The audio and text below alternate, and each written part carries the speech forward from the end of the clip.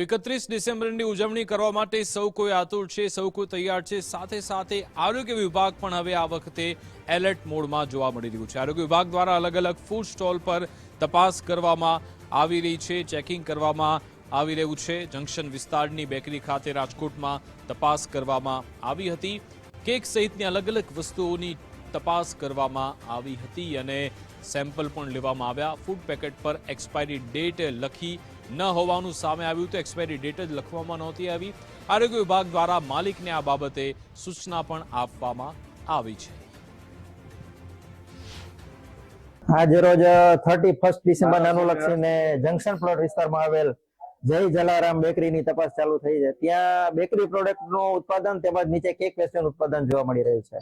અહીંયાથી કોઈ વસ્તુ મળી આવી છે અખાદ્ય? ના, અહીંયા કોઈ અખાદ્ય વસ્તુ મળી આવેલ નથી, પરંતુ જે સંગ્રહ કરેલો સ્ટોરેજ છે તે બાબતે થોડી એમને જાણકારી તેમજ હાઇજેનિક કન્ડિશન બાબતે જાણકારી આપવાની છે।